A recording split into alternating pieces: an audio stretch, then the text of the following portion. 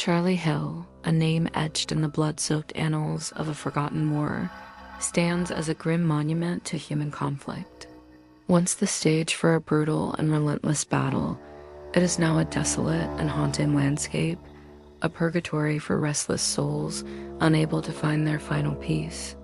The genesis of its curse, as whispers on the wind would tell, began with a single fiery descent from the heavens. A pilot, his aircraft torn asunder by enemy fire, plummeted from the sky and crashed into the scarred earth of this forsaken place. His spirit, violently ripped from its mortal coil, became the first of many to be ensnared by the hill's malevolent grip. He was soon joined by the legions of soldiers who fell upon its slopes, their lives extinguished in a maelstrom of gunfire and explosions.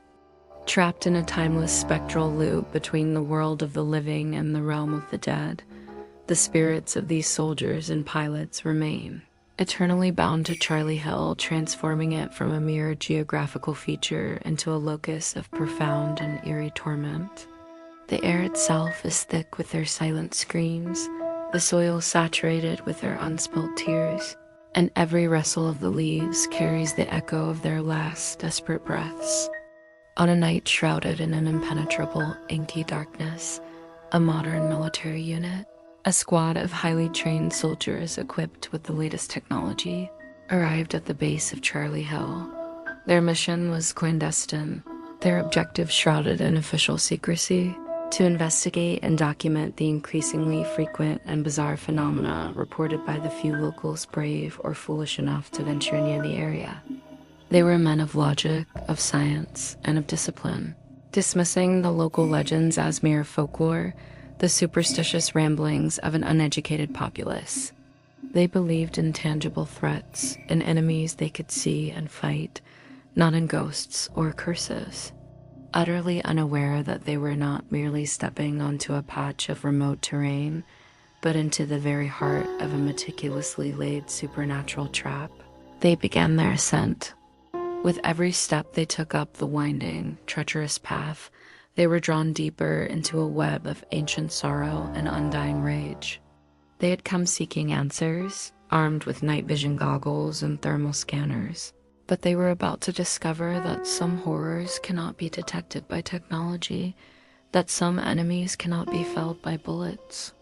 The very ground beneath their feet seemed to thrum with a malevolent energy, and the silence of the night was a heavy, oppressive blanket that felt more threatening than any sound. As they reached the crest of the hill, the atmosphere shifted palpably. The air grew cold, a biting, unnatural chill that seeped into their bones, defying the warmth of their combat gear. The first sign that something was terribly wrong came not as a visual anomaly, but as a cacophony of disembodied sounds. The faint, ghostly chatter of old radio transmissions, the distant, muffled explosions of phantom artillery, and the agonizing cries of men in their death froze echoed around them. A symphony of past horrors were playing for a new audience. Suddenly, the apparitions began. Translucent figures of soldiers in tattered, old-fashioned uniforms flickered into existence, their faces contorted in masks of perpetual agony and fury. These were the restless spirits of the fallen, their consciousness forever locked in the final, terrifying moments of their lives.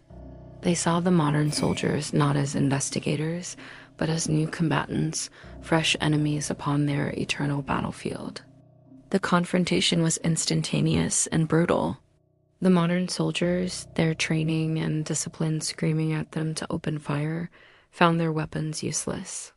Bullets passed harmlessly through the ethereal forms, which retaliated not with physical force, but with an overwhelming psychic assault.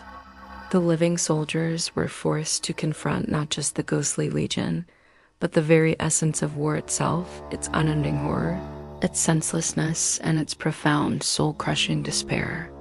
The battle became a chaotic melee, a clash not between two armies, but between the living and the damned, a struggle against the tormented souls who could never escape the war that had consumed them.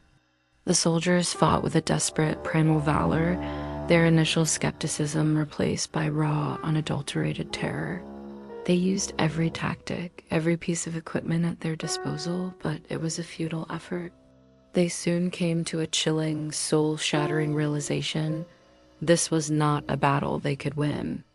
The spectral forces they faced were not bound by the laws of physics or the limitations of mortality.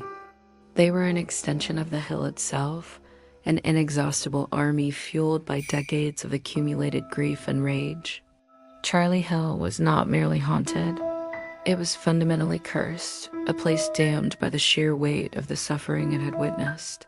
It was a place where the spirits of fallen soldiers were destined to fight their war for all eternity, never to know the solace of rest, never to find the peace of oblivion. Their enemy was not the ghostly figures before them, but the very nature of the place, a tear in the fabric of reality where the past refused to die. The modern soldiers were not invaders.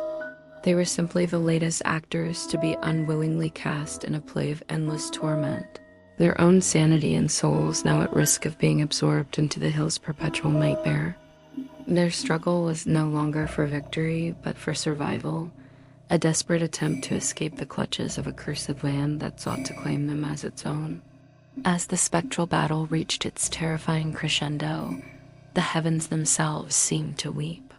The sky, which had been unnaturally clear just moments before, opened up, and a heavy, torrential downpour began to fall. The rain was cold and relentless, drenching the living soldiers and turning the blood-red soil into a thick, clinging mud that seemed to pull them down, as if the hill itself were trying to swallow them whole.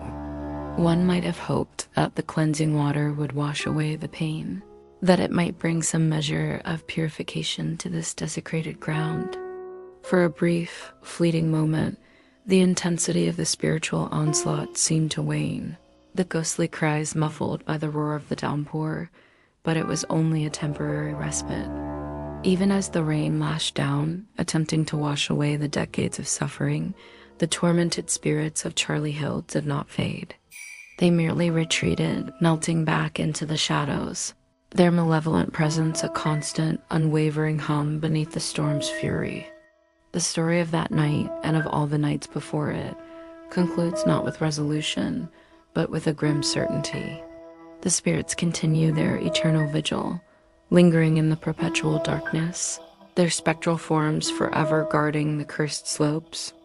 They ensure that Charlie Hill, a place born of conflict and sustained by sorrow, will never ever know peace.